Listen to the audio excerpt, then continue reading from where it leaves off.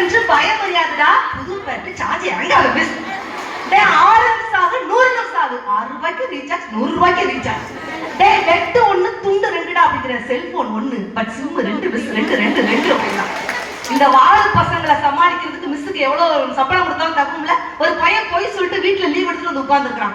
அந்த நேரம் பார்த்து அவங்க மிஸ் வராங்க. பாட்டி சொல்றாங்க பேரங்கிட்ட, டே பேராண்டி போய் ஒளிஞ்சு போடா, அவங்க மிஸ் வராங்கடா. பதிலுக்கு இவன் சொல்றான், நீ போய் ஒளிஞ்சுக்கோ பாட்டி. ஏன்டா நீ செத்துட்டா லீவே எடுத்துருக்க பாட்டி அப்படிங்கிற. பாட்டிய போட்டு தள்ளிட்டு லீவ் எடுத்துக்கிறாங்க. இன்னைக்குள்ள ஒரு காலத்துல தவறு செஞ்சா பெரியவங்க எல்லாம் இருக்கிறாங்க. அந்த கால தலைமுறைக்கும் இந்த கால தலைமுறைக்கும் என்ன வித்தியாசம்? ஒரு காலத்துல தப்பு செஞ்சா கண்டிப்பாங்க. நம்மளாம் மேம் அப்படிதான் நம்ம ஸ்கூல்ல சேர்ந்தோம். இப்படி காதை தொட்டா பள்ளிக்கூடத்துல சேர்ப்போம். இன்னைக்குள்ள பையனை காதை தொடர்ந்து குடுக்குடு குடிப்பி டீச்சர் காலை போய் தொட்டுருக்கான். ஏங்க ஒரு காலத்துல கதவை திறங்க காத்து வரட்டும் அப்படின்னா அது அந்த காலம். கதவை மூடுங்க ஏசி வெளியே போகல அப்படின்னா அது இந்த காலம். முள்ளால எடுத்தா அது அந்த காலம். வீட்டுல தொலைஞ்சு போன செல்ல இன்னொரு செல்லால கண்டுபிடிச்சு எடுத்தா அதுதான் இந்த காலம். முடி நரைச்சிருமோன்னு பயந்தா அது அந்த காலம். டையடிக்கவாவது முடி இருக்குமா அப்படின்னு யோசிச்சா அதுதான் இந்த காலம். 50 ரூபாயை மிச்சப்படுத்த 30 நிமிஷம் நடந்தா அது அந்த காலம். 30 நிமிஷத்தை மிச்சப்படுத்த 50 ரூபாய் கொடுத்து ஆட்டோல போனா அதுதான் இந்த காலம். இன்னும் சொல்ல போனா ஒரு காலத்துல தவறை கண்டிப்பார்கள். ஒரு தவறு செய்தார் அதை தெரிந்து செய்தார் அவன் தேவன் என்றாலும் விடமாட்டேன். உடல் உழைக்க சொல்வேன் அதில் பிழைக்க சொல்வேன். அவர் உரிமை பொருட்களை தொடமாட்டேன். முன்பு இயேசு வந்தார் பின்பு காந்தி வந்தார். இந்த மானிட திருந்திட பிறந்தார். அவர் திருந்தவில்லை மனம் வருந்தவில்லை. அந்த மேலோர் சொன்னதை மறந்தார். அந்த மேலோர் சொன்னதை மறந்தார். அப்ப என்ன சொன்னாங்க? ஒரு தவறு செய்தால் தெரிந்து செய்தால் தேவன் என்றாலும் விடமாட்டேன்னு சொன்னது அந்த காலம். இன்னைக்கு ஒரு பாட்டு போட்டிருக்காங்க சார். தப்பெல்லாம் தப்பே இல்லை, சரியெல்லாம் சரியே இல்லை. தப்பை நீ சரியாய் செய்தால் தப்பு இல்லை, தப்பு இல்லை.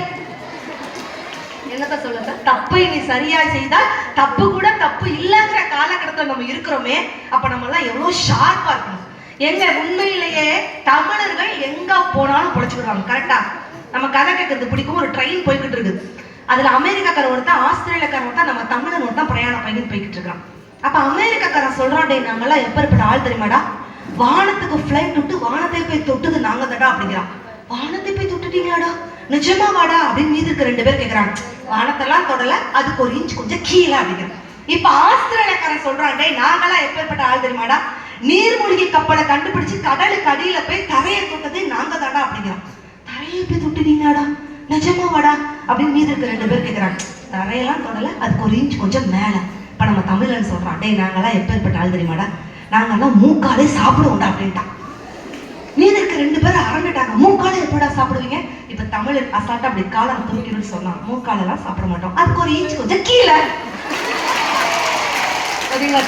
சாப்பிடுற விஷயத்தை வந்து அந்த பல்ட் எடுக்கிற ஒரு தில்லான டெக்னிக் யாருக்கு தெரியுமா? தமிழர்களுக்கு தான் தெரியும். எங்க வெளிநாட்டுக்கார ஒருத்தர் நம்மால் ஒருத்தர் ஹோட்டலுக்கு சாப்பிட போயிருக்கான். இந்த தயிர் இருக்குல்ல சார், அது கேர்டுன்னு இங்கிலீஷ்ல சொல்ல தெரியல. ஆனா நம்ம தமிழன் சமாளிச்சாங்க. வெள்ளக்காரன் கேட்கிறான், வாட் இஸ் திஸ் அப்படின்னு கேட்கிறான். நம்ம ஆளுக்கு கேர்டுன்னு சொல்ல தெரியல, ஆனா சமாளிச்சான். தயிருக்கு ஒரு புது விளக்கம் கொடுத்தா இங்கிலீஷ் டீச்சர் இருந்தா மன்னிச்சுக்கோங்க. What is this? Milk sleep at night and morning become tight. மக்கா எவனாவது ஒரு விளக்கம் கொடுக்க முடியுமா? வெள்ளக்கார அன்னையோட ஓடினவங்க இனிமே தமிழ்நாட்டு பக்கம் தலை வச்சு கொடுக்க மாட்டான்டா அப்படின்னா என்ன அர்த்தம் அப்படின்னா, இன்னைக்கு வந்து ஒருமையல் ஆமை போல் 5 அடக்கல் ஆற்றின் எழுமையும் ஏமாப்பு உடைத்து என்று சொன்னான் வள்ளுவன்.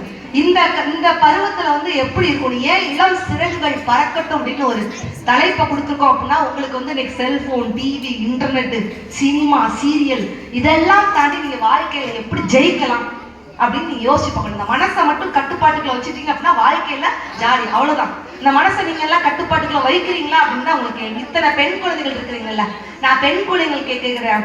எனக்கு அம்மா செல்லத்தை விட நான்லாம் அப்பா செல்லம் சொல்லக்கூடிய பெண் குழந்தைகள் இருந்தா கை தூக்குங்க பார்க்கலாம். கை தட்டல் கொடுங்க பார்க்கலாம். நான்லாம் அப்பா செல்லம், அப்பா செல்லம் தான். ஏன்னா எல்லாம் டாட்ஸ் லிட்டில் பிரின்சஸ்